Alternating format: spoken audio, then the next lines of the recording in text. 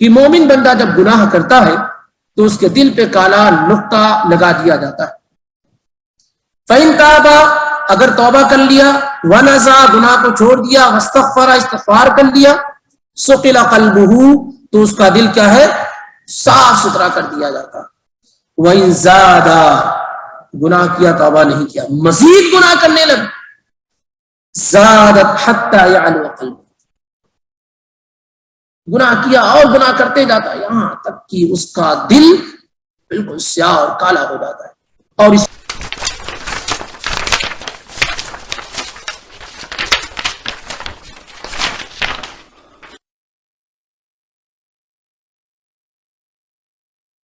السلام علیکم ورحمۃ اللہ وبرکاتہ.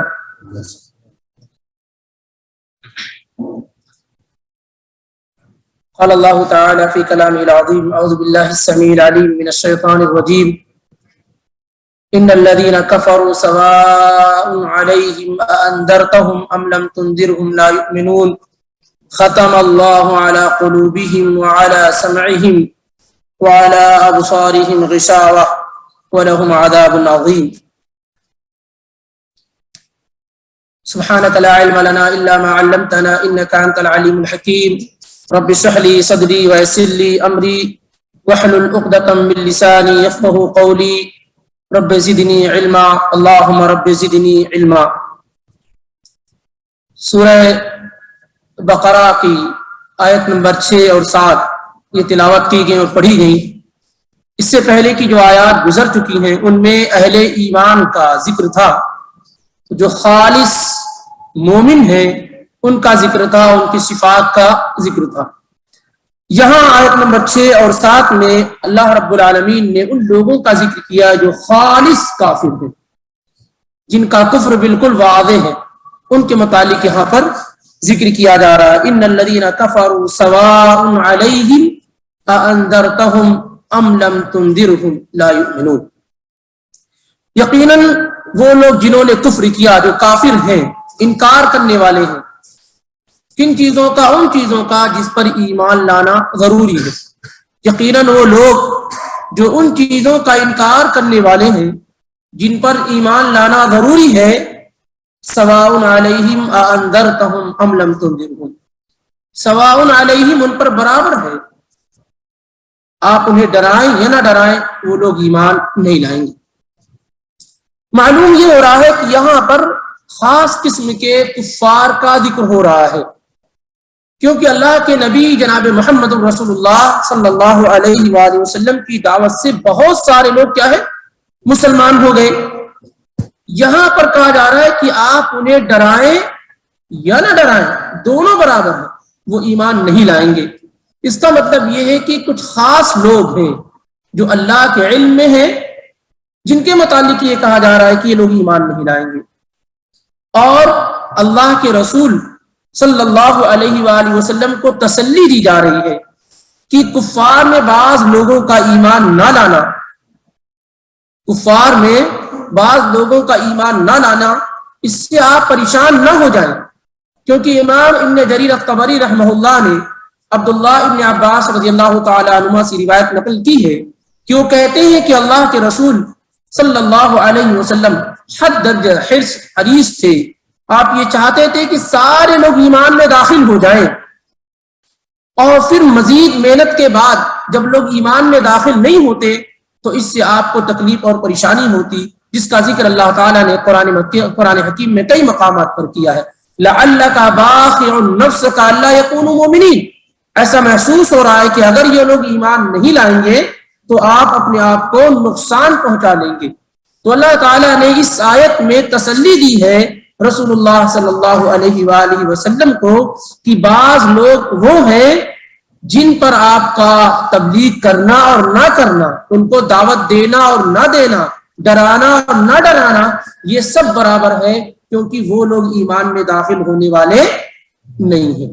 وہ لوگ ایمان میں داخل ہونے والے نہیں، جیسے ابو جہل ہے، ابو لہب ہے، اور اس طریقے سے لوگ ہیں جو آپ کے اپنے تھے، قریبی تھے، حد درجہ آپ نے محنت کی ان پر، لیکن وہ ایمان کی دولت سے مالا مال نہ ہو سکے. ابو لہب آپ کا سگا چچا بھی ہے آپ کا پڑوسی بھی ہے، آپ کے قرآن کی آواز کی تلاوت اس کے کانوں سے ٹکراتی بھی ہے، آپ کا اٹھنا بیٹھنا سب اس کے پاس ہے، لیکن کیا ہے، ایمان کی دولت سے مالا مال نہ ہو سکے۔ تو یہاں پر اس آیت کے اندر ان خاص لوگوں کا ذکر ہے، وگرنہ اللہ کے نبی جناب محمد رسول اللہ صلی اللہ علیہ وسلم کی دعوت سے بہت سارے لوگ ایمان میں داخل ہوئے۔ تو اللہ تعالیٰ نے کہا ان الذین کفروا سواء علیہم اانذرتہم ام لم تنذرہم لا یؤمنون، کافروں کو آپ کا ڈرانا یا نہ ڈرانا برابر ہے، وہ لوگ ایمان نہ لائیں گے۔ خاص لوگوں کے متعلق گفتگو کی جا رہی ہے، وگرنہ آپ یہ نہ سوچیں کہ جہاں بھی کافر نظر آئے ان کو تبلیغ ہی نہیں کرنی ہے، کیونکہ ایمان تو لائیں گے ہی نہیں۔ وہ جب نبی صلی اللہ علیہ وسلم کی دعوت سے ایمان نہیں لائے تو ہماری دعوت سے کیسے ایمان لائیں گے؟ یہ خیال نہ ہو، اور نہ یہ ہو کہ نہیں مان رہے تو ہمیں پہنچانا ہی نہیں ہے دین ان تک جو نہیں مان رہا، ایسا نہیں ہے۔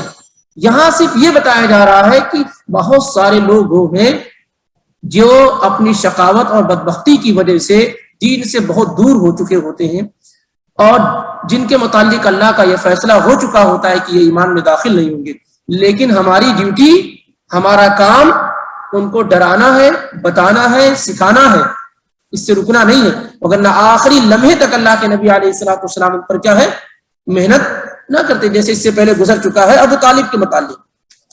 تو خاص لوگوں کے متعلق یہ گفتگو کی جا رہی۔ کیوں کہا جا رہا ہے ایسا؟ ختم اللہ علی قلوبہم وعلی سمعہم وعلی ابصارہم غشاوہ ولہم عذاب عظیم۔ کیوں یہ ایمان نہیں لائیں گے؟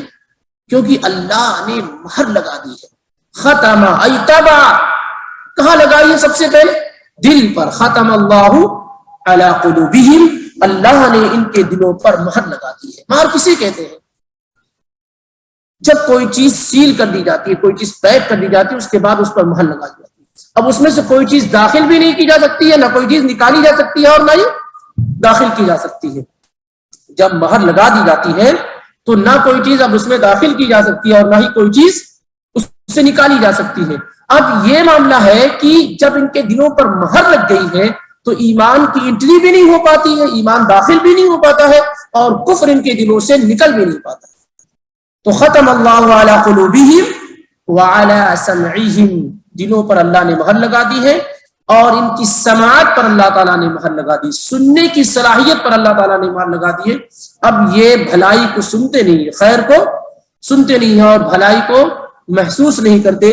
یہ بات اگر ہم نبی علیہ الصلوۃ والسلام کی احادیث کی روشنی میں سمجھنا چاہے تو بہت آسان ہے کہ دلوں پر مہر لگتی کیوں لگ جاتی ہے؟ دلوں پر مہر کیوں دل سیاہ ہو جاتا ہے؟ اس پر اللہ اس کے رسول کی باتیں اثر کیوں نہیں کرتی ہیں؟ کیوں ایمان داخل نہیں ہوتا ہے؟ کیوں بھلائیاں داخل نہیں ہوتی ہیں؟ ہوتا یہ کہ اللہ کے نبی جناب محمد رسول اللہ صلی اللہ علیہ وسلم فرماتے ہیں، سنن ترمذی کی، ابن ماجہ کی اور مسند احمد کی روایت ہے، آپ فرماتے ہیں کہ اذا اذنب العبد، اور بعض روایت میں ہے کہ اذا اذنب المؤمن، ان المؤمن اذا اذنب، بعض روایت میں کہ جب کوئی بندہ گناہ کرتا ہے، اور دوسرے الفاظ یہ ہے کہ جب مومن بندہ گناہ کرتا ہے، کانت نقطۃ سوداء، جب گناہ کرتا ہے تو سیاہ نقطہ اس کے دل کے اندر پڑ جاتا ہے۔ اس کے دل کے اندر کیا ہے؟ گناہ کیا تو اس کے دل کے اندر سیاہ کالا نقطہ پڑ جاتا ہے، فی قلبہ۔ فإن تاب، گناہ کرنے کے بعد اگر وہ توبہ کر لیتا ہے، ونزع واستغفر، گناہ سے کو چھوڑ دیتا ہے، استغفار کر لیتا ہے، سقل قلبہ، تو اس کا دل بالکل صاف کر دیا جاتا ہے۔ وہ جو بلیک ہو چکا ہوتا ہے جو حصہ، اس کے کیا ہے؟ صاف ہو جاتا ہے۔ کہ مومن بندہ جب گناہ کرتا ہے تو اس کے دل پہ کالا نقطہ لگا دیا جاتا ہے۔ فإن تاب، اگر توبہ کر لیا، ونزع، گناہ کو چھوڑ دیا، واستغفر، استغفار کر لیا، سقل قلبہ، تو اس کا دل کیا ہے؟ صاف ستھرا کر دیا جاتا۔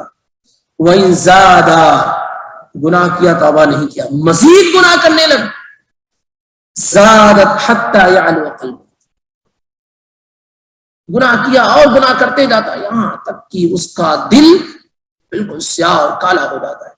اور اسی کو اللہ تعالیٰ نے بیان کیا سورہ مطففین کے اندر، کلا بل ران علی قلوبہم ما کانوا یکسبون، ان کے برے اعمال اور کرتوتوں کی وجہ سے ان کے دل کیا ہے، ان پر مہر لگ چکی ہے، اس پر کوئی چیز کیا ہے، اثر نہیں۔ اب وہ کیا صورتحال ہو جاتی ہے کہ نہ کوئی چیز ایمان داخل ہو پاتا ہے، نہ گناہ اور کفر وہاں سے نکل پاتا ہے۔ تو دل کی یہ کیفیت جب ہو جاتی ہے تو اسی کو اللہ تعالیٰ نے بیان کیا کہ ختم اللہ علی قلوبہم، ان کے برے اعمال کی وجہ سے اللہ تعالیٰ نے ان کے دلوں پر کیا ہے، مہر لگا دی ہے، ان کی سماعت اور سننے پر کیا ہے، مہر لگا دی ہے اللہ رب العالمین۔ وعلی ابصارہم غشاوہ، اور ان کی آنکھوں پر پردے پڑے ہوئے، اللہ کی اتنی نشانیاں ہیں اسے نظر نہیں آتی، اللہ کی ہدایات کے راستے اسے نظر نہیں آتے۔ کیوں؟ کیونکہ وہ بصارت تو ہے، دیکھنے کی صلاحیت تو ہے اس کے پاس، بصیرت نہیں اس کے پاس ہے، کوئی چیز سمجھ نہیں پاتا ہے، وہ اللہ کی آیات میں غور و فکر نہیں کر پاتا۔ ختم اللہ علی قلوبہم وعلی سمعہم وعلی ابصارہم غشاوہ، وعلی ابصارہم سے الگ ترجمہ کرے، مہر جو لگائی گئی کہاں لگائی گئی ہے، دلوں پر، اور سماعت سننے پر، اور جو پردے پڑے ہوئے کہاں پر ہیں، وعلی ابصارہم غشاوہ، اور ان کی آنکھوں پر پردے پڑے ہوئے۔ ایسا ترجمہ مت کیجئے کہ اللہ تعالیٰ نے ان کے دلوں پر، ان کے کانوں پر، سماعت پر، سننے پر اور ان کی آنکھوں پر مہر لگا دی، نہیں، مہر جو لگی ہوئی ہے وہ کہاں، دلوں پر اور سماعت اور سننے پر، اور آنکھوں پر کیا ہے، پردے پڑے ہوئے۔ وعلی ابصارہم غشاوہ ولہم عذاب عظیم، اور ان کے لیے کیا ہے، بہت بڑا عذاب ہے۔ عذاب خود بہت بڑی چیز ہے، خود بہت تکلیف دہ چیز ہے، پھر اس کی صفت لائی گئی کہ عذاب بھی کوئی معمولی نہیں، ایسے لوگوں کے لیے بہت بڑا عذاب ہے۔ ان الذین کفروا سواء علیہم اانذرتہم ام لم تنذرہم لا یؤمنون ختم اللہ علی قلوبہم وعلی سمعہم وعلی ابصارہم غشاوہ ولہم عذاب عظیم۔ یہ دو آیات ہیں جن میں کافروں کا اور ان کی بعض کوالٹیز اور صفات کا ذکر ہے۔ اس آیت سے ہمیں کیا معلوم ہوتا، اگر ہم اہل ایمان ہیں تو کیا ہمارے دلوں پر مہر نہیں لگتی؟ کیا ہمارے کانوں پر مہر نہیں لگتی؟ کیا ہمارے آنکھوں پر پردے نہیں پڑے ہوئے ہوتے؟ یا یہ انہی کے ساتھ خاص ذکر کرنے کا مقصد یہ ہے کہ جن کا یہ رویہ ہو تو ان کے اندر کافروں کی مشابہت پائی جا رہی ہے۔ مسلمانوں میں بہت سارے ایسے لوگ ہیں کلمہ گو ہیں، لیکن ان کے دل، ان کی سماعت پر اللہ نے مہر لگا رکھی ہے، مسجد کے آس پاس رہتے ہیں لیکن نمازوں میں حاضری نہیں ہوتی، مسجد کا ٹوائلٹ اور باتھ روم استعمال کرتے ہیں پر کیا ہے، مسجدوں میں حاضر نہیں ہوتے ہیں۔ ہم جن علاقوں سے آتے ہیں وہاں آپ دیکھیں گے کہ مسجد ہی کی دکان میں وہ رہ رہے ہیں اور مسجد ہی کا ٹوائلٹ باتھ روم استعمال کرتے ہیں لیکن نماز نہیں پڑھتے۔ کیوں نہیں نماز پڑھتے؟ مسجد میں رہ کے نماز کیوں نہیں پڑھتے؟ کیونکہ اللہ نے ان کے دلوں پر مہر لگا، ان کی مسلسل کنٹینیو بدعمالیوں کی وجہ سے ان کے دلوں پر مہر لگ چکی ہے، ان کی سماعت پر مہر لگ چکی ہے، ان کی آنکھوں پر پردے پڑ چکے ہیں، ورنہ مسجد میں رہ کر کے اور وہ اس کو استعمال کر کے آدمی نماز نہ پڑھے، یہ اس وجہ سے ہوتا ہے۔ تو اس ایسی حالات سے آدمی کو کیا بچنے کی کوشش کرنی چاہیے۔ کبھی بھی آپ دیکھیں کہ خیر پر آپ کی رغبت کیوں نہیں ہو رہی ہے، کیا وجہ ہے کہ دروس اور لیکچرز ہو رہے ہیں، آپ کی حاضری نہیں ہو رہی ہے، آپ کا دل نہیں لگ رہا ہے، آپ ایکسائٹڈ نہیں ہیں، آپ سیکھ نہیں رہے، تو کہیں نہ کہیں دل کا جو معاملہ ہے وہ سیاہی کی طرف مائل ہو گیا ہے، حصہ اس کا بڑھ چکا ہے، اس کو علاج کرانے کی کوشش کیجیے۔ اگر مسلسل یوں آپ غائب رہے قرآن کی تلاوت سے، ذکر و اذکار سے، دروس سے، لیکچر سے، احادیث مصطفیٰ صلی اللہ علیہ وسلم سے، تو پھر ایک وقت ایسا آئے گا کہ پورا کا پورا دل سیاہ ہو جائے گا اور کوئی بات آپ پر کیا اثر نہیں کرے گی۔ اس کا علاج کرنے کی کوشش کرنی چاہیے کیونکہ یہ سب سے اہم چیز ہے۔ کوئی بھی اثر جو پڑتا وہ سب سے پہلے دل پر پڑتا۔ ہوتا کیا ہے، دیکھیں یہ کپڑے آپ بھی پہنے، میں بھی پہنا ہوں، اب ایسا تو نہیں ہے نا کہ ایک مہینہ ایسے رہ جائیں گے، رہ جائیں گے آپ کے۔ سفید کپڑا بھی اگر پہن لے ایک دو مہینہ تو کیا حال ہوگی اس کی، لیکن آپ اس کی دھلائی کرتے رہتے ہیں، صفائی کرتے رہتے ہیں اور بہترین لے کر آتے ہیں سرف وغیرہ تاکہ کوئی داغ اور نشان باقی نہ لگا۔ آپ کو کیا لگتا ہے یہ نظر آ رہا ہے؟ کہیں سے بھی دھول آگے لگ گیا، کسی نے گرد و غبار پھینک دیا، لگ گیا کپڑے پر، یہ آپ کو نظر آ رہا ہے۔ ایسے دلوں کے اندر بھی آپ گناہ کرتے ہیں، صبح و شام گناہ ہوتے ہیں، تب بھی پڑھتے جاتے ہیں پڑھتے جاتے ہیں پڑھتے جاتے ہیں. یہاں تو آپ نے دھلائی کر لی، اس کی دھلائی کیا ہے؟ توبہ کرنا، استغفار کرنا، گناہوں کو چھوڑنا. تو دل کیا ہے؟ صاف ستھرا ہوتا جاتا ہے. اگر اس کو نہیں کرتے ہیں تو بالکل سیاہ ہو جاتا ہے، پھر اس پر کوئی اثر معلوم نہیں ہو پاتا کہ یہ دل ہے. جیسے کوئی کپڑا اتنا سیاہ اور کالا ہو جائے، پھر اس میں گندگی آپ پھینکتے رہیے، پتہ بھی نہیں چلے گا کہ ہاں کچھ لگ رہا ہے، لیکن جب صاف ستھرا ہوتا ہے اس پر کچھ آپ کوئی چیز ڈالتے ہیں تو اس کا اثر معلوم ہوتا ہے. تو یہاں پر اللہ تعالیٰ نے 2 آیات میں ان کا ذکر کیا. 2 قسم کے لوگوں کا ذکر ہو چکا ہے، خالص مومن کا، اس کے بعد خالص کافر کا. اب تیسری قسم کا ذکر ہونے جا رہا ہے، جو زبان سے ایمان کا اقرار کرتے ہیں اور دل سے اس کا انکار کرتے ہیں، جنہیں منافق کہا جاتا ہے. اس پہلے اللہ تعالیٰ نے فبدا بالطیب ثم الخبیث ثم الاخبث، اللہ نے پہلے پاک لوگوں کا ذکر کیا، اہل ایمان کا ذکر کیا، پھر برے لوگوں کا ذکر کیا، پھر ان سے جو زیادہ برے منافقین ہیں ان کا ذکر ہو رہا ہے. اگر دیکھا جائے امام مجاہد رحمہ اللہ فرماتے ہیں کہ 4 آیات، بعض لوگوں نے 5 کو شامل کیا، جنہوں نے الف لام میم کو شامل کیا انہوں نے کہا 5 آیات میں اہل ایمان کی خوبیاں اور ان کی کوالٹیز بیان کی. جنہوں نے الف لام میم کو شامل نہیں کیا ہے انہوں نے 4 آیات میں، امام مجاہد رحمہ اللہ کہتے ہیں 4 آیات میں اہل ایمان کا ذکر ہے، 2 آیات میں کافروں کا ذکر ہے، اور بقیہ 13 آیات میں کنٹینیو مسلسل کن کا ذکر ہے؟ اخبث لوگوں کا، سب سے زیادہ برے لوگوں کا، کافروں سے بھی برے لوگوں کا، اور وہ ہے منافق جو زبان سے اسلام کا اقرار اور اظہار کرتے ہیں اور دل سے اللہ رب العالمین کا اور اس کے دین کا انکار کرتے ہیں. اور اللہ تعالیٰ نے ان کا نام بھی نہیں لیا اور کہا وَمِنَ النَّاسِ مَن يَقُولُ آمَنَّا بِاللَّهِ وَبِالْيَوْمِ الْآخِرِ وَمَا هُمْ بِمُؤْمِنِينَ. اور بعض لوگ ایسے ہیں، لوگوں میں بعض وہ لوگ ہیں مَن يَقُولُ آمَنَّا بِاللَّهِ، جو کہتے ہیں ہم ایمان لائے اللہ پر، وَبِالْيَوْمِ الْآخِرِ اور آخرت کے دن پر، قیامت کے دن پر، وَمَا هُمْ بِمُؤْمِنِينَ حالانکہ حقیقی بات یہ ہے کہ وہ مومن نہیں ہے. کس نے کہا؟ خود اللہ تعالیٰ کہ بعض لوگ ہیں جو یہ کہتے ہیں کہ ہم اللہ پر ایمان لائے اور آخرت کے دن پر ایمان لائے، حقیقی بات یہ ہے کہ وہ ایمان لانے والے نہیں ہیں.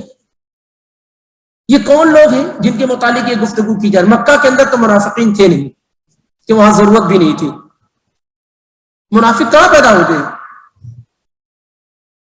جب اسلام قوی، اسٹرانگ اور مضبوط ہوتا ہے تو وہاں نفاق پیدا ہوتا ہے، منافق پیدا ہوتے ہیں.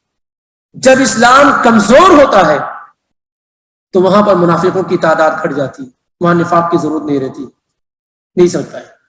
جہاں پر آپ یوں ہی اسلام کے خلاف زہر اگل سکتے ہیں، کوئی پابندی نہیں ہے، کوئی پریشر نہیں ہے، تو وہاں نفاق کی ضرورت نہیں ہوتی ہے. لیکن جہاں مسلمان مضبوط ہوتے ہیں وہاں یہ کہ مسلمانوں کی چھتر چھایا میں رہیں، سہولیات ملتی رہیں، کافروں میں ہمارا شمار نہ ہو، فیسلٹیز ہم کو ملتی رہیں، تو وہاں پر لوگ کیا ہے؟ نفاق کی ضرورت پڑتی ہے. اسلام مدینے کے اندر بہت اسٹرانگ ہوا اور دن بدن اسلامی سلطنت کا رقبہ بڑھتا جا رہا تھا، قوت اور طاقت میں اضافہ ہوتا جا رہا تھا. تو ایسے لوگوں کی تعداد بڑھتی جا رہی تھی جو سیفٹی چاہتے تھے، جو مال چاہتے تھے، جو احتیاط چاہتے تھے تمام چیزوں میں.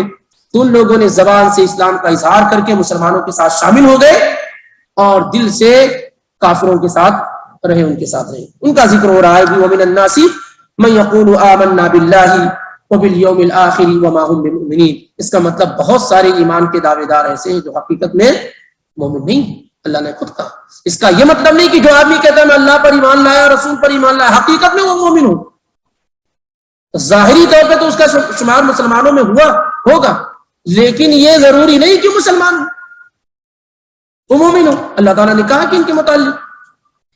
اور جو نفاق ہوتا ہے، نفاق وہ 2 طرح کا ہوتا ہے، نفاق اعتقادی اور نفاق عملی. عقیدے کے اندر نفاق، دین سے بغض، اللہ سے بغض، رسول سے بغض، اسلام کی طاقت اور قوت سے بغض، کافر اور مسلمانوں میں جنگ ہو رہی ہے تو دل یہ چاہے کہ مسلمان ہار جائیں، ان کی شکست ہو جائے، رسول اللہ صلی اللہ علیہ وسلم کی لائی ہوئی شریعت سے بغض، نفرت، عداوت، یہ نفاق اعتقادی ہے۔ کیا ہے؟ کون سا نفاق ہے؟ نفاق اعتقادی، عقیدے میں نفاق، اور یہ خطرناک قسم کا کفر ہے، اور اس سے انسان اسلام سے نکلتا ہی نہیں بلکہ اسلام کا سب سے بڑا دشمن ہو جاتا ہے۔ اور اللہ تعالیٰ نے ایسے لوگوں کے متعلق کہا ان المنافقین فی الدرک الاسفل من النار، کہ یہ لوگ جہنم کے سب سے نچلے درجے میں ہوں گے، کافر بھی ان سے اوپر ہوں گے ایسے منافقین سے۔ دوسرا نفاق جو ہوتا ہے وہ نفاق عملی، وہ مسلمانوں کے اندر بھی پایا جا سکتا ہے۔ ان کے اندر؟ مسلمانوں کے اندر۔ اس کی بعد نشانیاں پائی جاتی ہیں، منافقین کی بعد نشانیاں کیا ہے؟ پائی جاتی ہیں۔ کیا نشانیاں ان کے بیان کی آپ سے سنیں؟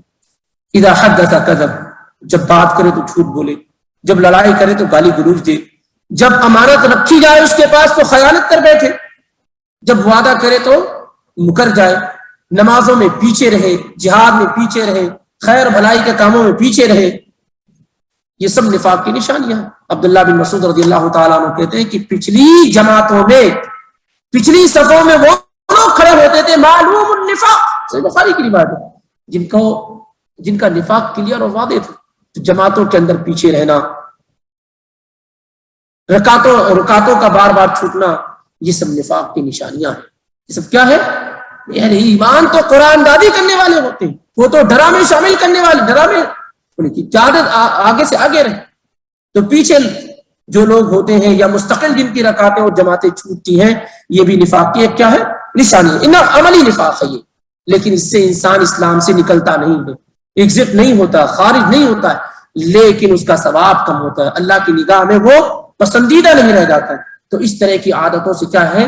آدمی کو بچنا چاہیے، کیونکہ نبی صلی اللہ علیہ وسلم نے خاص طور سے اس طرح کی کوالٹیز منافقین کی بیان کیا، کہا آیت المنافقی ثلاث، فی روایت اربع، کہ منافق کی یہ نشانی 3 ہے، یہ 4 ہے، اس میں جھوٹ بولنا ہے، لڑائی کے وقت گالی گلوچ کرنا ہے، امانت میں خیانت کرنا ہے، وعدہ خلافی کرنا، تو یہ سب کیا ہے؟ منافق کی نشانی، یہ عملی نفاق ہے، یہ عملی نفاق ہے۔ منافق آدمی جھوٹ بھی بہت بولتا ہے، جھوٹی قسمیں بھی بہت کھاتا ہے۔ سورہ منافقون آپ پڑھیں، اس میں بالکل یہاں تو اللہ تعالیٰ نے ان کا معمولی نقشہ کھینچا ہے، اور بہت ساری صورتوں کے اندر تو اللہ نے تفسیر ان کے متعلق بیان فرمائی۔ اسی لیے منافقین جب تک اللہ کے نبی صلی اللہ علیہ وسلم بحیات ڈرتے رہتے تھے، یحذر المنافقون ان تنزل علیہم سورۃ تنبئهم بما فی قلوبہم۔ منافقین کس بات سے ڈرتے رہتے تھے؟ کہ جو کچھ ان کے دلوں میں ہے، کہیں کوئی ایسی سورہ نہ نازل ہو جائے کہ ہمارا راز فاش کر دیا جائے۔ یحذر المنافقون ان تنزل علیہم سورۃ تنبئهم بما فی قلوبہم۔ اور ظاہر سی بات ہے، ہوتا رہا ایسا، ان کے نفاق کا پردہ اللہ چاک کرتا رہا۔ مسجد بنوائی جس کو مسجد ضرار قرآن نے کہا، والذین اتخذوا مسجدا ضرارا وکفرا وتفریقا بین المؤمنین وارصادا لمن حارب اللہ ورسولہ۔ مسجد بنوائی اور اوپننگ کے لیے نبی علیہ الصلوۃ والسلام ہی کو مدعو کیا۔ مقصد کیا تھا مسجد بنانے کا؟ اللہ سے مخالفت، رسول سے مخالفت، مسلمانوں کی جماعت میں انتشار پیدا کرنا۔ ان مقاصد کے تحت مسجد بنوائی گئی، آپ صلی اللہ علیہ وسلم کو بلایا بھی گیا، آپ کسی مہم پہ جا رہے تھے، کہا واپس آ کے کریں گے، جبریل علیہ الصلوۃ والسلام آ گئے اور کہا مسجد کا یہ مقصد ہے، لا تقم فیہ ابدا، ہرگز آپ اس میں قیام نہ کریں، نماز نہ پڑھیں۔ لمسجد اسس علی التقوى من اول یوم احق ان تقوم فیہ فیہ رجال یحبون ان یتطہروا۔ اس مسجد میں آپ نماز پڑھیں جس کی بنیاد پہلے ہی دن سے تقوی پہ رکھی گئی ہے، مسجد نبوی ہے، مسجد قباء ہے۔ یہ مسجد جو بنائی گئی ہے، جو مسجد ضرار ہے، اللہ کے نبی علیہ الصلوۃ والسلام نے اس کو ڈھا دینے کا حکم دیا۔ تو اس زمانے میں اگر مسجد مقصد کے لیے بنائی جا سکتی ہے، کفر کی تبلیغ کے لیے، مسلمانوں کی جماعت میں انتشار پیدا کرنے کے لیے، تو کیا اس زمانے میں ایسی مساجد نہیں بنائی جا سکتی؟ کیا آپ نہیں جانتے کتنی مساجد اس لیے بنائی جاتی ہیں تاکہ وہاں سے شرک و بدعات کے جو ہے کی تبلیغ کی جائے؟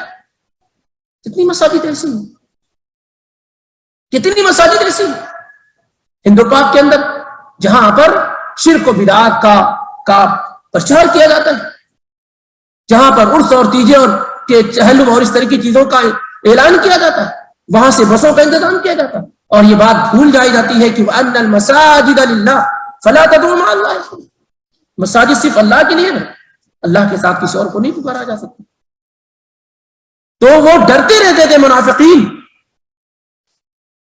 قرآن کے نزول کے وقت کہ کہیں ایسا نہ ہو کہ کوئی ایسی سورہ نازل ہو جائے جن میں ان کے راز فاش کر دیے جائے، اور ہوتا رہا وقتاً فوقتاً۔ سورہ منافقین پڑھی، اذا جاءك المنافقون قالوا نشهد انك لرسول اللہ، اتنے بڑے جھوٹے ہوتے ہیں۔ اذا جاءك المنافقون، جب منافق آپ کے پاس آتے ہیں تو کیا کہتے ہیں؟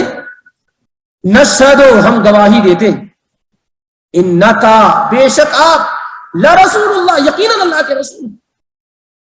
زبان سے دیکھیے کس انداز کی گفتگو ہو رہی ہے کہ جب منافقین آپ کے پاس آتے ہیں تو کہتے ہیں کہ ہم گواہی دیتے ہیں کہ آپ اللہ کے رسول، واللہ یعلم انک لرسول، اور اللہ خوب جانتا ہے کہ آپ اللہ کے رسول، واللہ یشہد ان المنافقین لکاذبون، اور اللہ گواہی دیتا ہے کہ یہ منافقین بہت بڑے جھوٹے ہیں، بہت بڑے جھوٹے۔ اور پھر اللہ تعالیٰ نے بتایا کہ اس وجہ سے ان کے دلوں پر مہر لگا دی گئی۔ آگے اللہ تعالیٰ بیان کرتا ہے کہ منافقوں کی جو کس طریقے سے وہ حملے کرتے ہیں، وَإِذَا رَأَيْتَهُمْ تُعْجِبُكَ أَجْسَامُهُمْ وَإِن يَقُولُوا تَسْمَعْ لِقَوْلِهِمْ كَأَنَّهُمْ خُشُبٌ مُّسَنَّدَةٌ، آپ جب ان کو دیکھیں گے تو ان کی جسمانی بناوٹ اور ساخت آپ کو متاثر کر دے گی، گفتگو اتنی پیاری کریں گے کہ آپ کان لگا کر سننے کا من کرے۔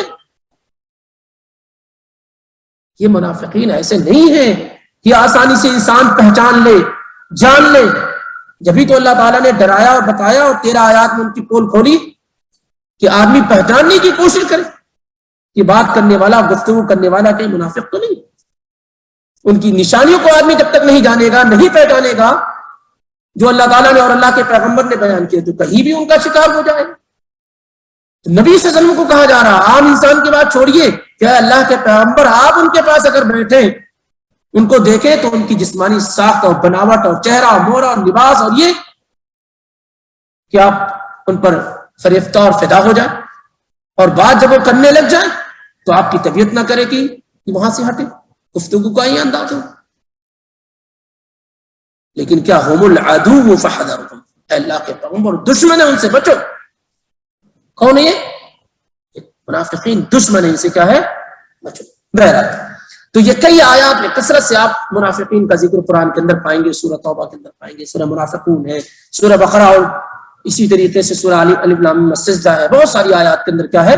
کثرت سے آپ ان کا ذکر پائیں گے۔ تو یہ تیسری جو قسم ہے وہ منافقین کی ہے، جو اسلام کا اظہار زبان سے کرتے ہیں اور دل میں کفر کو چھپائے ہوئے ہوتے ہیں۔ تو اللہ تعالیٰ نے کہا وَمِنَ النَّاسِ مَن يَقُولُ آمَنَّا بِاللَّهِ وَبِالْيَوْمِ الْآخِرِ وَمَا هُمْ بِمُؤْمِنِينَ، بعض لوگ ہیں جو یہ کہتے ہیں کہ ہم اللہ پر اور قیامت پر ایمان لائے، حالانکہ وہ مومن نہیں ہے۔ یہ کہنے والے لوگ کون ہیں؟ عبداللہ بن عباس رضی اللہ تعالیٰ عنہ فرماتے ہیں کہ یہ اوس اور خزرج کے لوگ ہیں، اور اوس اور خزرج یہ مدینے کے جو بڑے قبیلے تھے، مدینے کے 2 بڑے قبیلے تھے۔ مدینے کے اندر جو لوگ آباد تھے ان میں مشرکین تھے اور منافقین تھے۔ منافقین کا 3 بڑا قبیلہ، 3 بڑا خاندان، بنو قینقاع، بنو نذیر اور بنو قریظہ، اور مشرکین میں جو 2 بڑے قبیلے تھے وہ کیا ہے؟ اوس اور خزرج تھے، اوس اور خزرج تھے۔ تو ان میں سے بہت سارے لوگوں نے ظاہری طور پر اسلام کا اظہار کر لیا تھا، لیکن دل کے اندر کفر کیا ان کے بالکل واضح طور پر چھپا ہوا تھا۔ یا منافق یا یہودیوں میں سے بعض لوگ ایمان لے آئے تھے ظاہری طور پر، لیکن دل کے اندر ان کے کیا ہے؟ کفر واضح طور پر موجود تھا۔ اور آگے اللہ تعالیٰ نے بیان فرمایا یخادعون اللہ والذین آمنوا، منافق لوگ دھوکہ دیتے ہیں کس کو؟ اللہ کو۔ وہ جو دلوں کے راز کو جاننے والا ہے اس سے دل کی بات اچھی پاتے ہیں۔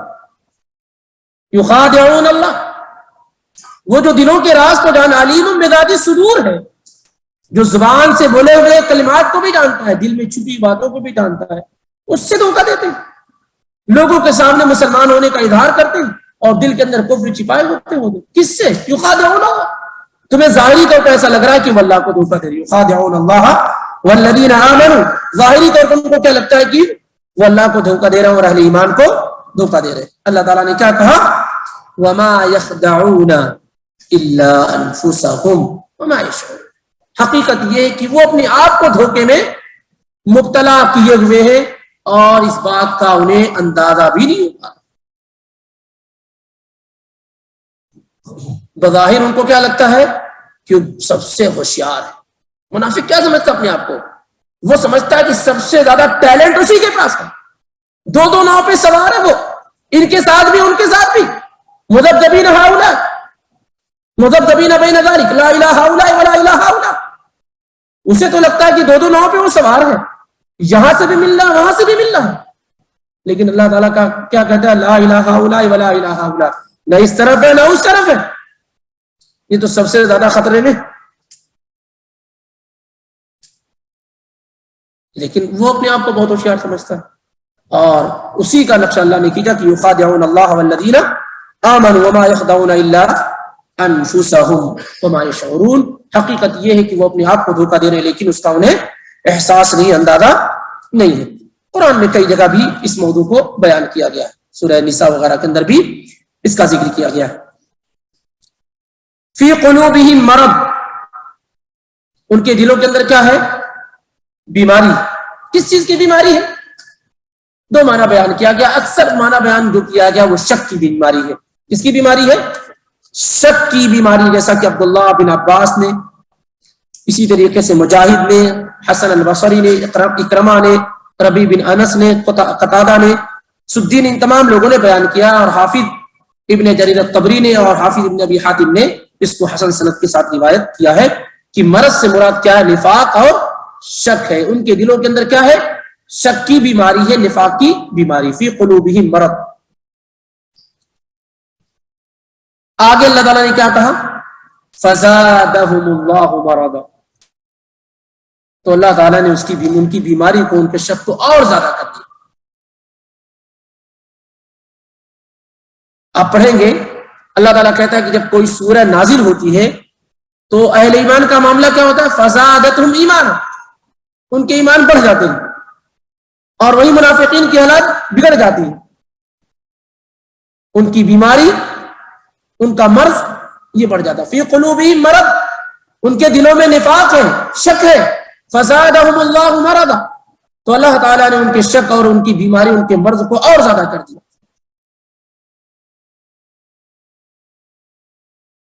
جب انسان اپنی بیماری کا علاج نہیں کرتا ہے تو کیا ہوتا ہے معاملہ؟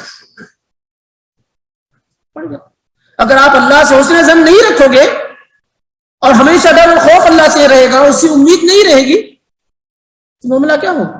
وہ اور زیادہ بڑھ جائے گا۔ وَأَنَّهُ كَانَ رِجَالٌ مِّنَ الْإِنسِ يَعُوذُونَ بِرِجَالٍ مِّنَ الْجِنِّ فَزَادُوهُمْ رَهَقًا۔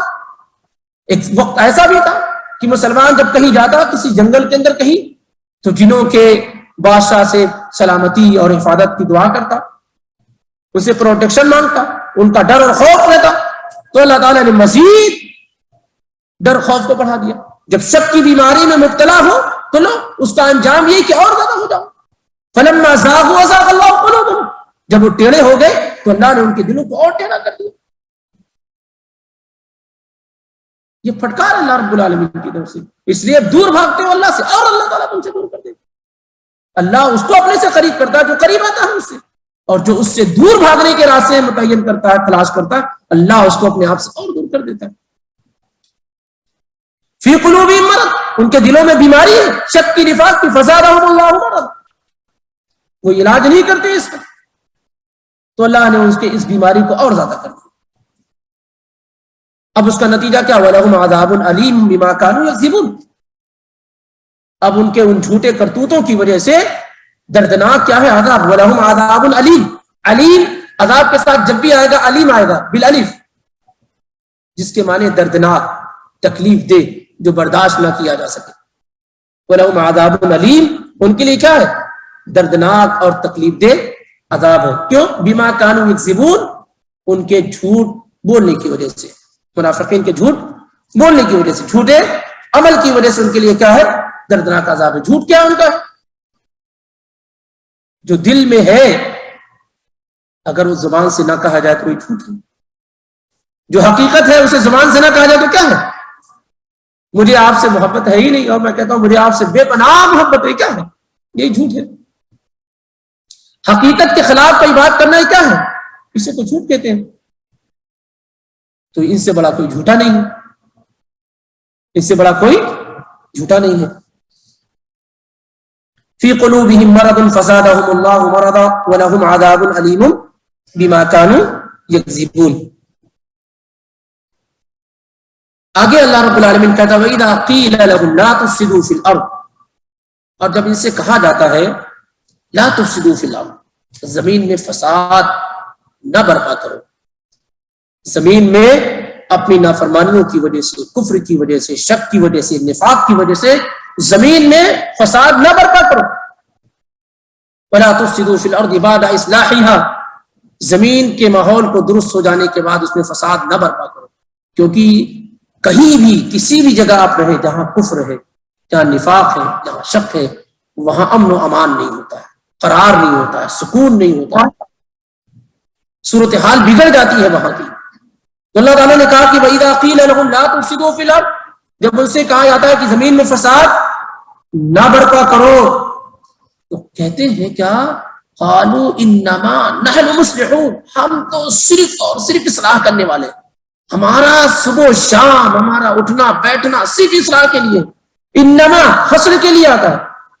قالوا انما نحن مصلحون، ہم تو صرف اصلاح کرنے والے، کوئی کام ہی نہیں ہمارا ہے. جب ان منافقین سے کہا جاتا کہ زمین میں فساد نہ برپا کرو تو کیا کہتے ہیں کہ کیا بات کرتے ہو تم، ہم تو صرف اصلاح کرنے والے، ہمارا مقصد یہ ہے کہ اہل ایمان میں اور یہود میں جو دوریاں ہیں اسے ختم کر دیں. رات دن ہم اسی کے پیچھے لگے رہتے ہیں کہ کسی طریقے سے اہل ایمان اور اہل یہود میں جو دوریاں ہیں اسے ختم کر دیں، یہ ہمارا کام ہے. اور اس سے یہ بات معلوم ہوتی کہ انہ لیس کل من ادعى شیئا بصدق فی دعوی، صدق فی دعوی، ایسا ضروری نہیں کہ آدمی جو دعویٰ کر رہا ہو اس میں وہ سچا بھی ہو. کتنے ایسے لوگ ہیں ہمارے اپنے لوگوں کے درمیان، عالم ہے، فاضل ہے، سب کچھ ہے، اور ان کا دعویٰ یہ ہے کہ ہم لوگوں کو سچے دین کی طرف بلا رہے ہیں، ہمارا مقصد کچھ بھی نہیں، ہم صرف دین کی طرف بلا رہے ہیں. تو ہر آدمی جو دعویٰ جو کر رہا ہے ضروری نہیں ہے کہ وہ اپنے دعوے میں سچا بھی. اور خاص طور سے منافقین کا تو یہ طریقہ ہے، جیسے انہوں نے اللہ تعالیٰ نے بیان کیا کہ جب انہیں منع کیا جاتا ہے کہ یہ شرک ہے، یہ بدعت ہے، تو کہتے ہیں ہم خالص توحید و سنت کی گفتگو کر رہے ہیں، ہم خالص نبی صلی اللہ علیہ وسلم سے محبت کی بات کر رہے ہیں، اس کے علاوہ ہمارا کوئی مقصد نہیں ہے. یہ سب کچھ کرنا صرف نبی صلی اللہ علیہ وسلم کی محبت میں ہے، بے انتہا محبت کا نتیجہ ہے. یہ ڈھول، یہ تاشے، یہ باجے، یہ سب کچھ یہ ایسا تھوڑی نہ ہے کہ ہم لوگوں کو دین سے دور کر رہے ہیں، یہ خالص لوگوں کو دین کی طرف بلانے کا نتیجہ ہے. ابھی کل یا پرسوں کی بات ہے،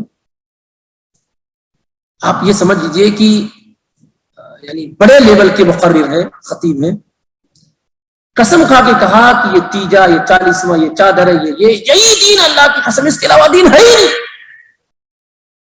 یہی دین ہے، اس کے علاوہ دین ہے ہی نہیں کچھ.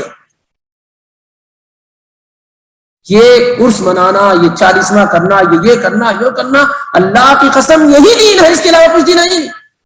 وَإِذَا قِيلَ لَهُمْ لَا تُفْسِدُوا فِي الْأَرْضِ قَالُوا إِنَّمَا نَحْنُ مُصْلِحُونَ، اور جب کہا جاتا کہ زمین میں فساد نہ برپا کرو تو کہتے ہیں ہم صرف اصلاح کرنے والے، ہم صرف اصلاح کرنے والے. اور آگے اللہ تعالیٰ نے کیا بیان کیا ان کے متعلق؟ کہا الا، ہوشیار ہو جاؤ ایسے لوگوں سے، الا ہوشیار ہو جاؤ، خبردار ہو جاؤ، انہم هم المفسدون، ان کے علاوہ زمین میں فساد پیدا کرنے والا کوئی دوسرا نہیں. یہی لوگ ہیں فسادی، جو اللہ کے دین کی طرف نہ بلائیں، جو نبی کی سنت کی طرف نہ بلائیں، اور دین کا چولا پہن کر کے شرک و بدعت کی طرف بلائیں. الا انہم هم المفسدون، یہی لوگ فساد برپا کرنے ہیں. کیونکہ زمین میں فساد شرک و بدعت ہی کی وجہ سے ہوتا ہے. یہ بہت کم لوگوں کو معلوم ہے. اور اللہ تعالیٰ نے شرک کو ہی سب سے بڑا فتنہ قرار دیا. والفتنة اشد من القتل، اور شرک قتل سے بھی بڑا ہوا جرم اور گناہ.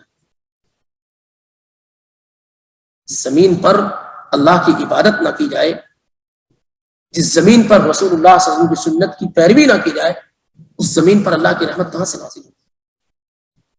اور ایسا کرنے والے افراد کیا وہ زمین میں فتنہ فساد کا ذریعہ نہیں بنتے؟ صرف لوگوں کو قتل کر دینے سے، لوگوں کو تکلیف دینے سے ہی فساد نہیں برپا ہوتا ہے. فساد اس سے بھی برپا ہوتا ہے کہ اس روئے زمین پر جس کی عبادت کی جانی چاہیے اس کی عبادت نہ کی جائے، جس کی پیروی کی جانی چاہیے اس کی پیروی نہ کی جائے. اس سے بھی کیا ہے؟ فساد برپا ہوتا ہے. تو اللہ تعالیٰ نے کہا انہم هم المفسدون، خبردار یہی لوگ جو یہ کہتے ہیں کہ ہم صرف اصلاح کرنے والے ہیں، یہی فسادی لوگ ہیں، یہی فساد کرنے والے ہیں. ولکن لا يشعرون، لیکن وہ سمجھتے نہیں، شعور نہیں رکھتے ہیں، شعور نہیں رکھتے ہیں. وَإِذَا قِيلَ لَهُمْ آمِنُوا كَمَا آمَنَ النَّاسُ، اور جب ان سے کہا جاتا ہے کہ ایمان لاؤ جیسے صحابہ ایمان لائے. وَإِذَا قِيلَ لَهُمْ آمِنُوا كَمَا آمَنَ النَّاسُ، الناس سے مراد صحابہ ہیں. تمام مفسرین کا اتفاق ہے کہ جب ان سے کہا جاتا ہے کہ ایمان لاؤ اس طریقے سے جیسے صحابہ ایمان لائے، تو کہتے قالوا انؤمن كما آمن السفهاء، کہتے ہیں کہ ہم ایمان لائے جیسے بیوقوف لوگ ایمان لائے، جن کی عقل پختہ نہیں، جن کی رائے پختہ نہیں. یہ غریب قلاش لوگ جیسے ایمان لائے ہم ویسے ایمان لے کر آئے. بلال، صہیب، عمار، ان لوگوں کی طرح ایمان لے کر آئے جو ہے زمین کے دبے کچلے لوگ، غلامی کرنے والے لوگ، عقل بھی ان کی پختہ نہیں، ہم ان کی طرح ایمان لائے. اور بس ایک اللہ کا نام لے لے تو جھکا دے اپنی گردنوں کو، کٹا دے اپنی گردنوں کو. یہ بیوقوف لوگ جو اللہ کے لیے گردن کٹا دیتے ہیں، پوری تکلیفیں برداشت کر لیتے ہیں، نبی علیہ الصلوۃ والسلام کے لیے اپنا گھر بار چھوڑ دیتے ہیں. اس طرح کا ایمان ہم لے کر آئے. وَإِذَا قِيلَ لَهُمْ آمِنُوا كَمَا آمَنَ النَّاسُ قَالُوا أَنُؤْمِنُ كَمَا آمَنَ السُّفَهَاءُ، تو کہتے ہیں کہ کیا ہم ایمان لائے بیوقوفوں کی طرح. صفی کی جمع صفحہ، صحابہ کو بیوقوف کہا گیا. اور ایسے انبیاء علیہ الصلوۃ والتسلیم، خاص طور سے سورہ ہود وغیرہ پڑھیے، نوح علیہ الصلوۃ والسلام جیسے نبی کو کہتے کیا پاگل ہو گئے ہو تم تو دیوانے اور مجنون. قال یا قوم لیس بی سفاہہ، انبیاء کہتے تھے میری قوم کے لوگ مجھ میں کوئی پاگل پن نہیں، کوئی بیوقوفی نہیں، میں اللہ کے دین کی طرف تمہیں بلا رہا ہوں. آج بھی جو لوگ واقعی طور پہ سنت کے مطابق لوگوں کو دین کی طرف بلانے والے ہیں، ان کا مذاق ہی اڑایا جاتا ہے، ان کو بیوقوفی سمجھا جاتا ہے. کہتے ہیں یہ کیا لوگ چھوٹی چھوٹی باتوں پر گفتگو کرتے رہتے ہیں. بڑے بڑے علماء کو کہتے ہیں کہ یہ حیض اور نفاس کے علماء، طہارت اور کی بات کرتے ہیں تو یہ ان کو اور کچھ نہیں آتا جاتا ہے. کیا دستور ہے، قانون؟ کہ آپ دین کے مسائل کو اس طریقے سے پیش کریں گے جیسے سلف کرتے آ رہے ہیں تو مذاق اڑانا یقینی طور پہ. باتیں صرف بڑی بڑی کیجیے، باتیں وہ کیجیے جس سے انسان کی خواہشات پر ضرب نہ لگے، چوٹ نہ لگے. بڑی بڑی بات کیجیے، آپ چھوٹی چھوٹی باتیں مت کیجیے، سنت وغیرہ کی باتیں مت کیجیے.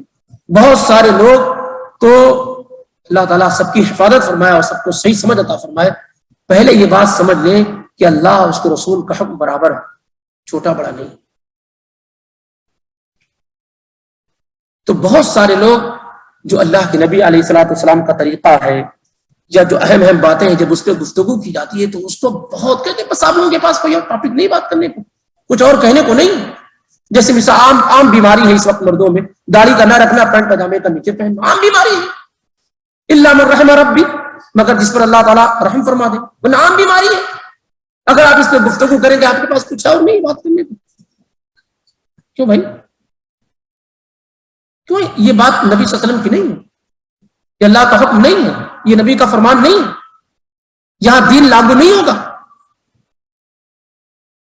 جب آدمی چھوٹی بڑی تمام احکامات پر اللہ اس کے رسول پہ عمل کرتا تب تو برکت نازل ہوتی. بہرحال اس پر توجہ آدمی کو کرنی چاہیے. کیا کہا اللہ تعالیٰ نے وَإِذَا قِيلَ لَهُمْ آمِنُوا كَمَا آمَنَ النَّاسُ قَالُوا أَنُؤْمِنُ كَمَا آمَنَ السُّفَهَاءُ أَلَا إِنَّهُمْ هُمُ السُّفَهَاءُ وَلَكِنْ لَا يَعْلَمُونَ. دیکھیے جگہ جگہ اللہ ان کا جواب دے رہا ہے کہ یاد رکھو، خبردار، یہ جو آپ کو بیوقوف کہہ رہے ہیں در حقیقت یہی لوگ بیوقوف ہیں، لیکن ان کو اپنی بیوقوفی کا علم نہیں ہے. بہت اسمارٹ بنتے ہیں نا، بہت اسمارٹ بنتے ہیں، وہ سمجھتے ہیں کہ بہت ہم کامیاب ہیں، لیکن ان سے بڑا بیوقوف کون ہے جو دنیا میں نہ مسلمانوں کی جماعت میں شامل ہو سکا نہ کافروں کی جماعت میں شامل ہو سکا، اور قیامت کے دن سب سے بڑا اور سب سے خطرناک عذاب بھی ان کو ملنے والا. ان سے بڑا بیوقوف کون؟ ان سے بڑا بیوقوف کون ہے جو کافروں سے بھی زیادہ عذاب پانے والے ہیں؟ ان سے بڑا بیوقوف کون؟ تو اللہ تعالیٰ نے کہا کہ یاد رکھو، خبردار، اصل میں یہی لوگ بیوقوف ہیں لیکن انہیں اس کا علم نہیں. اس کے بعد بھی جو آیات انشاءاللہ زیادہ بہتر یہ ہے کہ آئندہ ہفتے میں مکمل کریں اور یہ بات مکمل بھی ہو جائے گی. 2 مثالیں اللہ تعالیٰ نے منافقین کی بیان کی ہے اور مزید سورہ حدید وغیرہ کی روشنی میں منافقین کے بعض طریقے بھی بیان کیے جائیں گے تاکہ ہم لوگ بھی متنبہ ہو جائیں. ہو سکتا ہے ہم میں سے کسی کے پاس نفاق ہو، ہم میں سے کوئی منافق ہو، کچھ بھی ہو سکتا ہے. ابن ملیکہ کہتے ہیں، شیخ الاسلام ابن تیمیہ، امام ابن تیمیہ رحمہ اللہ الفرقان میں ذکر کرتے ہیں، کہتے ہیں ابن ملیکہ یہ بڑے تعبیر کہتے ہیں، ادرکت 30 من اصحاب النبی صلی اللہ علیہ وسلم كلهم يخافون على انفسهم النفاق. میں نے نبی صلی اللہ علیہ وسلم کے 30 بڑے صحابہ سے ملاقات کی، 30 بڑے صحابہ کو پایا کس حال میں کہ ان میں کا ہر شخص اس بات سے ڈر رہا تھا کہ کہیں اس کے اندر نفاق تو نہیں، کہیں اس کے اندر نفاق تو نہیں. اور مشہور روایت نافقہ حنظلہ والی یہ معلوم ہے. تو اس کو سمجھنے کی ضرورت ہے کیونکہ اللہ تعالیٰ نے ڈیٹیل اور تفصیلات جو بیان فرمائی ہیں وہ اس وجہ سے کہ ہم ان کی صفات سے متصف نہ ہوں، اور ایسے لوگ سماج اور سوسائٹی میں ہیں تو ان سے کس طریقے سے بچا جائے. کہیں ایسا نہ ہو کہ ان کی میٹھی میٹھی باتوں میں اور ان کی بہترین لباس اور پوشاک میں آ کر کے آدمی اپنی دین اور ایمان اور عقیدے کو برباد کر بیٹھے. کیونکہ سماج کے یہ لوگ سب سے زیادہ اخبث، سب سے زیادہ نقصان دہ اور سب سے زیادہ نقصان پہنچانے والے لوگ ہیں. ان سے بچنا نہایت ضروری ہے. اللہ تعالیٰ بار بار کہتا ہے ہم العدو فاحذرهم، یہ تمہارے کھلے ہوئے دشمن، ان سے کیا کرو؟ بچو. اور نبی علیہ الصلوۃ والسلام کو بھی کہا. باقی جو انشاءاللہ آیات رہ گئی ہیں، آیت نمبر 13 تک مکمل ہو چکی ہے، 14 سے انشاءاللہ رب العالمین آئندہ ہفتے میں بات کی جائے گی، 14 سے لے کر کے 20 تک باذن اللہ، اللہ نے چاہا.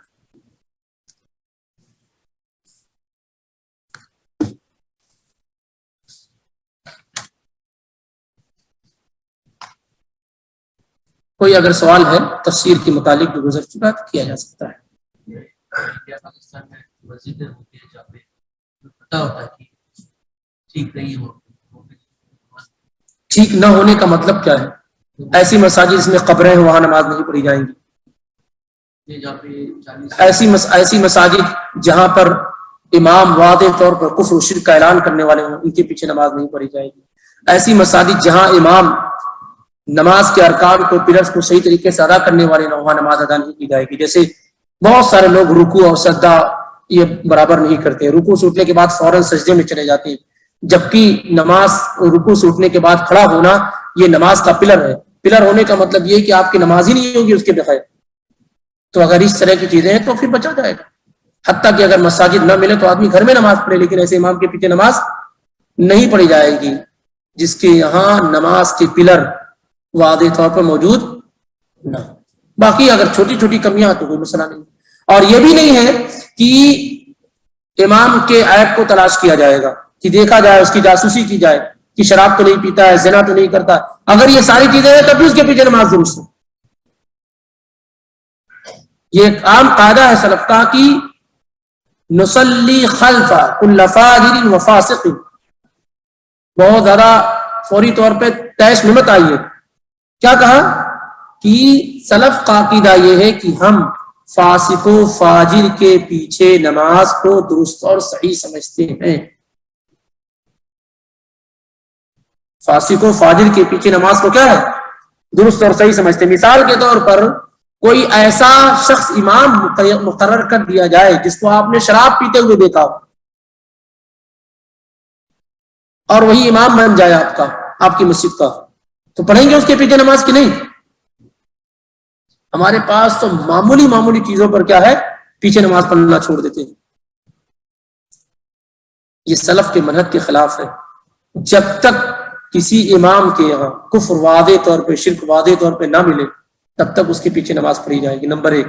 نمبر 2, جب تک نماز درست پڑھا رہا ہو, یعنی پلر وغیرہ اس کے درست ہیں, تب تک اس کے پیچھے نماز کیا ہے, پڑھی جائے گی. اور اللہ سے بچے, لوگوں کے درمیان انتشار نہ پیدا کریں اور امام کی برائیاں لوگوں کے درمیان نہ پیدا کریں. بسا اوقات محسوس ہوتا ہے کہ چھوٹی چیزوں کو لے کر کے کیا ہے, لوگ مسجدیں چھوڑ دیتے ہیں, مسجدیں کیا ہے چھوڑ دیتے ہیں, امام کے پیچھے نماز پڑھنا چھوڑ دیتے ہیں. حجاج بن یوسف کے فاسق و فاجر ہونے میں کوئی شبہ ہے؟ سنا حجاج بن یوسف کا نام, جس نے کتنے صحابہ کو قتل کرایا, کتنے فتنہ فساد کی, جس کی وفات پر حسن البصری رحمہ اللہ سجدہ شکر میں گر گئے تھے, جس کی وفات پر سلف نے خوشیوں کا اظہار کیا تھا. حجاج بن یوسف نماز پڑھاتا تھا, اس کے پیچھے عبداللہ بن عمر اور بڑے بڑے صحابہ اس کے پیچھے نماز پڑھاتا. بہت بڑا ظالم آدمی, لیکن نماز درست اور جو ہے کفر اور شرک واضح نہیں تھا تو اس کے پیچھے نماز پڑھا کرتے. سمجھ رہے؟ اس لیے یہ چیزیں ہمارے اور آپ کے ذہن میں ہونی چاہیے کہ جب تک امام کے یہاں واضح طور پر کفر و شرک نہ ملے تب تک اس کے پیچھے نماز پڑھی جائے گی. جب تک وہ نماز کے پلر میں کمی نہ کر رہا ہو, جو پلر ہے 14, جیسے رکوع آپ برابر نہیں کر پائے, 7 اعضاء پہ سجدہ کرنا ہے, وہ رکھ ہی نہیں پائے کہ سجدے سے سر امام نے اٹھا لیا, ابھی دوسرے سجدے کے لیے بیٹھے ہی تھے ایک سجدہ کر کے کہ دوسرے سجدے میں چلے گئے, رکوع میں گئے ہی تھے کہ پورا رکوع نہیں ہوا اور اٹھ گئے, اٹھے بھی نہیں کہ فوراً سجدے میں چلے گئے جیسے ہمارے پاس ہے. تو پھر ایسے میں کیا ہے, ان کے پیچھے نماز درست نہیں ہوگی. کیونکہ آپ جانتے ہیں کہ نبی علیہ الصلوۃ والسلام نے ایک صحابی کو نماز پڑھتے ہوئے دیکھا اور 3 مرتبہ نماز انہوں نے پڑھی, اور جہاں یہ بیسکلی کمی یہی تھی تو آپ نے ان کو نماز لوٹانے کا حکم دیا, نماز لوٹانے کا. باقی رہا کہ آپ کے مسلک کے خلاف ہے, اس نے نماز ہو جائے گی. اتنی شدت اور سختی نہیں ہونی چاہیے کہ آپ وہ فلاں مسلک کے تو ان کے پیچھے نماز نہیں ہوگی. ان تمام چیزوں سے بھی کیا ہے, پرہیز کرنا چاہیے. بہرحال دیکھیے, بدعات 2 طرح کی ہوتی ہے. بدعت مکفرہ, ایسی بدعات جو کفر کے درجے کو پہنچا دے. جیسے مثال کے طور پر کسی انسان کا یہ عقیدہ ہو جائے کہ نبی علیہ الصلوۃ والسلام نفع و نقصان کے مالک, آپ ہر جگہ موجود ہیں اور آپ جس کو جو چاہیں دے دیں, مختار کل ہیں آپ, تو یہ سب جو بدعات ہیں دین کے اندر, یہ بدعت مکفرہ آدمی کو کیا ہے, کفر تک پہنچا دیتی ہے. ایسا آدمی مسلمان نہیں, اس کے پیچھے نماز کیسے پڑھیں گے اگر یہ چیز واضح ہو جائے. لیکن اس سے بحث و مباحثہ کے بعد, اس کو دلائل اور ایویڈنس دینے کے بعد, ہو سکتا ہے اس کے پاس اس کو مس گائیڈ کیا گیا اس طرح کی چیزیں. ایسے ہی بدعت مکفرہ میں جیسے کوئی آدمی کا یہ عقیدہ ہو کہ قبر والے سنتے ہیں, دیتے ہیں, نوازتے ہیں, بگڑی بناتے ہیں, تو یہ وہ دین کے اندر وہ چیزیں ہیں. ہاں, آپ جو چیز ثابت ہوئی ہے کہ آپ قبرستان جائے تو سلام عرض کریں. سلام کیا ہے, عرض کریں, السلام علیکم اہل الدیار من المؤمنین والمسلمین وَإِنَّا إِنشَاءَ اللَّهُ بِكُمْ لَلَاحِقُونَ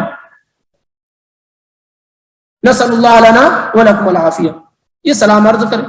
اب اگر کوئی آدمی اس سے بڑھ کر کے یہ بیان کرے, جیسے بہت سارے لوگوں کو آپ سنتے ہیں جو جاتے ہیں کہتے ہیں آپ کو معلوم نہیں میں کتنا پریشان حال ہوں, میرے کاروبار نہیں چل رہے, میری اولاد نہیں ہو رہی, آپ کتنے دنوں سے میں آپ کے پاس آ جا رہا ہوں.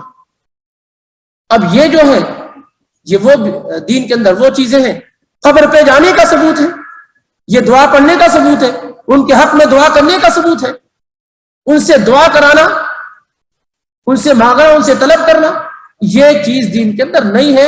اور یہ بسا اوقات کیا انسان کو کفر تک کیا ہے پہنچا دے. تو بدعات 2 طرح کی ہوتی, بدعت مکفرہ جو کفر تک پہنچانے والے, جیسے بہت سارے لوگوں کو آپ دیکھتے ہوں گے معذرت کے ساتھ وہ سلام پھیرنے کے بعد ہاتھ یہاں رکھ لیتے ہیں اور دعا کرتے ہیں. یہ ایک نئی چیز ہے. یہ دین کے اندر کیا ہے؟ ایک نئی چیز ہے. نہ آپ صلی اللہ علیہ وسلم نے کبھی سر پہ ہاتھ رکھا, نہ صحابہ میں کسی صحابی نے رکھا, نہ تابعین میں سے کسی تابعی نے رکھا, نہ ان ائمہ نے رکھا جن کے نام پہ مسالک و مذاہب بنائے گئے, نہ امام حنیفہ نے, نہ امام شافعی, نہ امام مالک نے, نہ امام احمد بن حنبل نے. تو دین کے اندر ایک نئی چیز ہے. یہ بھی بدعت ہے, لیکن یہ وہ بدعت نہیں جو آپ کو کفر تک کیا ہے پہنچا دے. ایسے بہت ساری چیزیں ہیں, بہت ساری چیزیں ہیں جو جس کا اضافہ کیا گیا ہے اور کیا جاتا رہا ہے. نمازوں کے اندر بھی, نماز کے علاوہ بھی بہت ساری ایسی چیزیں. تو بدعات کو دو حصوں میں ڈیوائڈ کیا جاتا ہے. ایک بدعات وہ ہوتی ہیں جو بدعات مکفرہ ہوتی ہیں, جو کفر تک پہنچا دے, تو ایسے لوگوں کے پیچھے بھی نماز وغیرہ نہیں پڑھی جائے گی. باقی جن کے پاس بدعات وہ ہیں جو کفر تک نہ پہنچائے, تو ان کے پیچھے نماز وغیرہ کیا ہے, درست ہے. واللہ عالم. سلف کا یہ عقیدہ ہے تاکہ انتشار سے بچایا جا سکے. جی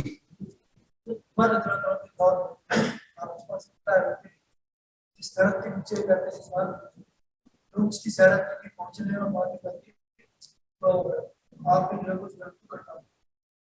آپ بھی سمجھتے کہ اس وقت اس دور میں جو ہے جو مزارات پہ جو حرکت ہوگی سب کو پتہ ہے, کھلا وہاں پہ شرک ہو رہا ہے, کھلا وہاں پہ اور دوسرے بھی معاملات ہو رہے ہیں. جہاں پہ اگر کوئی اس طرح کی حکومت آئے تو کیا مزارات کو نہیں گرواتے؟ رحم اللہ علی امیر المؤمنین عمر بن خطاب رضی اللہ عنہ واقعی بہت دور اندیش انسان تھے. وہ درخت جو واقعی تبرک کا ذریعہ ہو سکتا تھا, ایک بڑا فتنہ قلب پیدا ہو سکتا ہے, عمر رضی اللہ تعالیٰ عنہ نے اس درخت جس کو بیعت رضوان کہا گیا, جس کو قرآن نے کہا لقد رضی اللہ عن المؤمنین اذ یبایعونک تحت الشجرہ, اس کا ذکر قرآن میں سورہ فتح میں. اللہ ان لوگوں سے راضی ہو گیا جو آپ کے ہاتھ پر درخت کے نیچے بیعت کر رہے تھے. 1700 صحابہ کرام نے بیعت کی تھی. وہ ایک بہترین جگہ, لیکن کل ایسا نہ ہو کہ لوگ اس کو چومنا, چاٹنا, اس سے مرادیں مانگنا شروع کر دیں. تو اس ڈر اور خوف کی وجہ سے عمر بن خطاب رضی اللہ تعالیٰ عنہ نے اسے کٹوا دیا, اس درخت کو جس کا ذکر قرآن میں آیا اور جس کے نیچے نبی علیہ الصلوۃ والسلام نے صحابہ سے بیعت کی, جہاں 1700 صحابہ شریک رہے, اسے کٹوا دیا. کیونکہ مستقبل میں یہ فتنے کیا ہے پیدا, آپ اندازہ کر سکتے ہیں کہ اگر ہوتا تو کیا صورتحال ہوتی. جو چیزیں ثابت نہیں ہیں وہ چومنے چاٹتے رہتے ہیں, جن چیزوں کا کچھ وجود بھی نہیں ہے ان چیزوں کا کو چاٹتے رہتے ہیں. اور اتفاق یہ ہے کہ جو واقعی چاٹنے کی چیزیں ہیں, مطلب چاٹنے میں چومنے میں بھی ایسا نہیں ہے کہ بہت ڈیپ ہے. وہ جو لائبریری مکہ باب السلام کے پاس مشہور کہتے ہیں کہ نبی صلی اللہ علیہ وسلم کی ولادت کی جگہ ہے, واللہ اعلم. تو آپ کتنے لوگوں کو دیکھیں گے وہ چوم رہے ہیں, چاٹ رہے, وہاں کی مٹی لے کر جا رہے ہیں, جو ثابت بھی نہیں. نبی علیہ الصلوۃ والسلام کے گھر سے لے کر کے منبر تک کا جو ایریا, وہ واقعی نبی علیہ الصلوۃ والسلام بے شمار مرتبہ وہاں چلے ہوں گے, وہاں بیٹھے ہوں گے, آپ نے آرام کیا ہوگا, آپ کے قدم مبارک پڑے ہوں گے. وہ جذبے وہاں نظر نہیں آتے. میں نہیں کہہ رہا ہوں کہ جائز اور درست ہے. اور ایسے دیکھا جائے تو پورے مسجد نبوی کیا ہے, وہ جگہ ہے جہاں اللہ کے نبی صلی اللہ علیہ وسلم, جہاں ابو بکر, عمر, عثمان, علی, طلحہ, یہ سب پڑے. یاد رکھیے وہ پورا مسجد نبی جو آپ کو نظر آئی, پورا مدینہ تھا اس زمانے میں, پورا مدینہ تھا اس زمانے میں. اور وہ ازواج مطہرات کے گھر ہیں, خلفائے راشدین کے مکانات ہیں, سب کے وہ یہ سب جو مسجد نبوی اس وقت ہے نا, اس میں سارے وہ وہیں پر عائشہ رضی اللہ تعالیٰ عنہ, صفیہ اور جو ہے تمام 9 بیویاں نبی علیہ الصلوۃ والسلام کی, ان کے مکانات, اور ابو بکر, عمر, عثمان, علی, طلحہ, زبیر, حسن, حسین, سکینہ, سب کے مکانات, عبداللہ بن مسعود کے مکانات ہیں. وہ سب چومنے چاٹنے کی جگہ ہے اگر دیکھا جائے تو, اگر یہی اسلام میں ویلڈ ہوتا تو اصل چیز یہ ہے کہ کہیں بھی کوئی بھی چیز, اگر خالد بن ولید رضی اللہ تعالیٰ عنہ کو عین جنگ کی حالت میں, اسی کا سالار تھے, وہ لیڈر تھے, عین جنگ کی حالت میں ان کو معزول کر دیا عمر بن خطاب رضی اللہ تعالیٰ عنہ نے, اور ان کی جگہ پہ دوسرے سعد بن ابی وقاص کو بنا کر کے بھیجا یا ابو عبیدہ بن جراح کو, دونوں میں سے کسی کو عین وقت میں. کیوں؟ کہیں ایمان لوگوں کا خطرے میں نہ آ جائے کہ جنگ جو جیتی جاتی ہے خالد بن ولید کی وجہ سے, جو جنگ جیتی جاتی ہے کیونکہ مسلسل کنٹینیو جتنی بھی جنگیں ہو رہی ہیں ان کے لیڈرشپ میں وہ سب کامیابی سے ہم کنار ہو رہے, فتح یاب ہو رہے, تو کہیں مسلمانوں کا یہ عقیدہ نہ ہو جائے, خیال نہ پیدا ہو جائے کہ جنگ جیتنے میں نہیں, اس جنگ میں خالد بن ولید نہیں ہے, نہیں ان کو بھیجا جائے, ان کے بغیر جنگ کیسے لڑی جائے گی, یہ خیال پیدا نہ ہو جائے. عمر بن خطاب رضی اللہ تعالیٰ عنہ نے عین جنگ کے وقت میں ان کو ہٹا دیا, اور خالد بن ولید نے کچھ بھی برا نہیں مانا, کچھ بھی برا نہیں مانا. کیونکہ آدمی جب اللہ کے لیے کام کرتا ہے تو پوزیشن پہ رہے یا نہ رہے, مقام پہ رہے یا نہ رہے. بہرحال تو ایک لمبی بات ہے. بہرحال تو یہ جتنی بھی چیزیں ہیں سب خطرے والی چیزیں ہیں. جب آپ خود سوچنا چاہیے کہ وہ چیزیں جو واقعی تبرک والی ہو سکتی تو اسے مٹا دیا گیا, آج کچھ بھی نہیں, جو کچھ ہے سب جھوٹ ہے. اگر نبی علیہ الصلوۃ والسلام کے برتنوں کو, آپ کے کپڑوں کو اور ان تمام چیزوں کو واقعی محفوظ رکھنا ہوتا تو اللہ تعالیٰ اس کا انتظام فرماتا. جب آپ کی زبان سے کئی ہوئی باتیں محفوظ ہیں, آخری کلمات محفوظ ہیں, تو کیا بڑی بڑی چیزیں محفوظ نہیں رکھی جا سکتی تھی؟ جو چیزیں دین کا حصہ تھی اسے اللہ نے قیامت تک کے لیے محفوظ کر دیا ہے, اور جو چیزیں دین نہیں ہیں وہ وقت کے ساتھ ساتھ ختم ہو گئی, اس میں بدلاؤ بھی کیا گیا, ادھر ادھر بھی کیا گیا, ساری کی ساری چیزیں. بہرحال سیرت میں داخل ہوتے ہیں, وقت بہت تھوڑا بچا ہوا ہے.